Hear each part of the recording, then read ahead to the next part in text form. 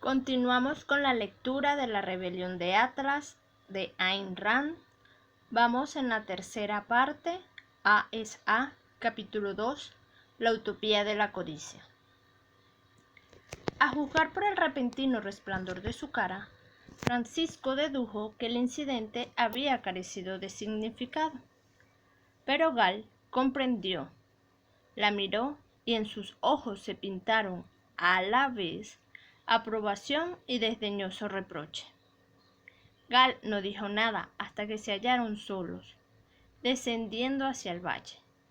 Entonces la miró otra vez, con el optimismo latente en sus ojos, y preguntó: «Tuvo que ponerme a prueba para saber si descendería al más bajo estadio del altruismo».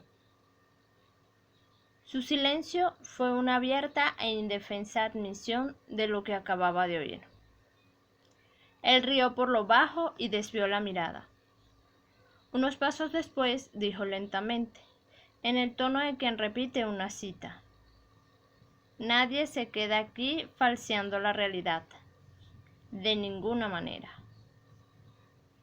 Mientras caminaba en silencio a su lado, Daphne pensó que parte de la intensidad de su alivio residía en la impresión de un contraste, con la inmediata claridad de una percepción sensorial.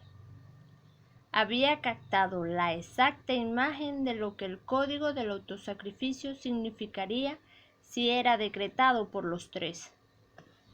Gal abandonando a la mujer que deseaba por el bien de su amigo, desvirtuando sus más firmes sentimientos y apartándose de su vida, sin importarle lo que esto significaría para él o ella, y luego arrastrando el resto de sus años por la planicie de lo no conseguido y de lo no acabado. Por su parte, Daphne tendría que consolarse con una segunda elección, fingiendo un amor que no sentía, pero dispuesta a hacerlo, ya que el autoengaño era esencial luego del autosacrificio de John. Viviría en desesperada añoranza, aceptando como alivio para su herida abierta unos instantes de débil afecto, mas la convicción de que el amor es esquivo y que la felicidad no se encuentra en la tierra. Francisco, luchando en la inestable niebla de una realidad imperfecta, con su vida convertida en un fraude del que serían protagonistas las dos personas a quien más amaba y en quienes depositaba mayor confianza, pugnando por comprender qué se escapaba a su felicidad, fundiendo el quebradizo andamiaje de una mentira en el abismo de descubrir que no era él el hombre a quien ella amaba, sino solo un sustituto, aceptado a desgano, un resignado sometido a la caridad, una muleta para sostener sus achaques, con su percepción convertida en su peligro y solo su rendición a una estupidez letárgica, protegiendo la endeble estructura de su alegría, esforzándose, cediendo y aceptando la terrible rutina de convencerse de que la vida en plenitud es imposible. Los tres, a pesar de contar con todos los dones de la existencia ante ellos, terminando como seres amargados, gritando desconsoladamente que la vida es un fracaso, el fracaso de no poder convertir lo irreal en real. Pensó que todo eso era lo que constituía el código moral en el mundo exterior, que incitaba a actuar sobre la premisa de la debilidad ajena, del engaño y de la estupidez. Y así era su vida, una lucha en la bruma de lo aceptado y no reconocido, la creencia de que los hechos no constituyen elementos sólidos y terminantes. Un estado en el que luego de negar cualquier forma de realidad, el hombre avanza a tropezones por una vida virtual y sin posibilidades de evolución, para morir sin haber nacido. Aquí, Pensó mirando a través del verde ramaje los alegres tejados del valle. Hay personas de identidad tan clara y firme como el sol y las rocas. El inmenso alborozo de su alivio provenía de la convicción de que no había batalla difícil ni decisión peligrosa, porque no había incertidumbre ni evasión que enfrentar. Como si estuviera leyendo sus pensamientos, Gal preguntó con toda naturalidad: ¿No se le ha ocurrido, Dagny, que no existe conflicto de intereses entre las personas, ya sea en los negocios, en el comercio o en sus deseos más personales? Si omiten lo irracional de su perspectiva de lo posible y la destrucción de su perspectiva de lo que consideran práctico,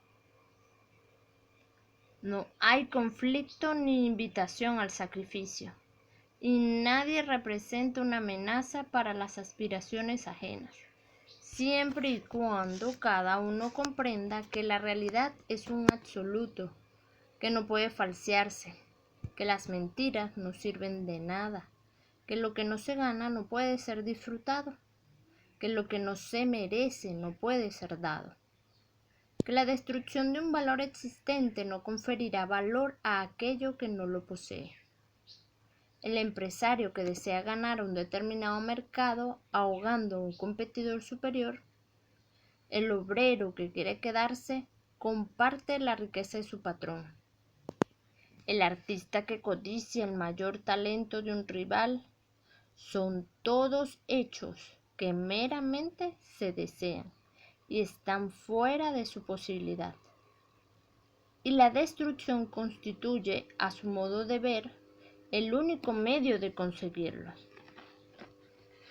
Si pretenden comportarse de ese modo, no ganarán el mercado, la fortuna, ni la fama inmortal que pretenden, sino que destruirán la producción, los empleos y el arte.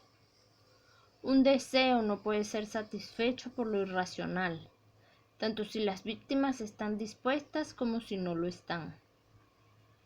Pero el ser humano nunca dejará de anhelar lo imposible, ni perderá su tendencia a la destrucción, mientras se le predique el autosacrificio como medida práctica para conseguir la felicidad de quienes sean forzados a realizar tal desprendimiento. La miró y añadió lentamente, con un ligero énfasis, como único cambio en el tono impersonal de su voz: la única forma de felicidad que uno puede conseguir o destruir es la propia. Debí haber sentido más respeto hacia él y hacia mí y no temer a lo que ha temido. Dagny no contestó. Cualquier palabra podría arruinar la plenitud de aquel momento. Así que simplemente se volvió hacia él con una expresión aprobatoria y al mismo tiempo desarmada y puerilmente humilde, que podía parecer un pedido de disculpas de no haber habido en ella una alegría radiante. Él sonrió con aire divertido y comprensivo, con un aire de camaradería por lo que compartían y confirmando sus sentimientos. Siguieron en silencio. Dagny experimentaba la despreocupación de la juventud, de la que no había disfrutado nunca. Era simplemente un paseo por el campo de dos personas libres que se adueñaban del placer del movimiento y de la luz, sin ningún problema sobre sus espaldas.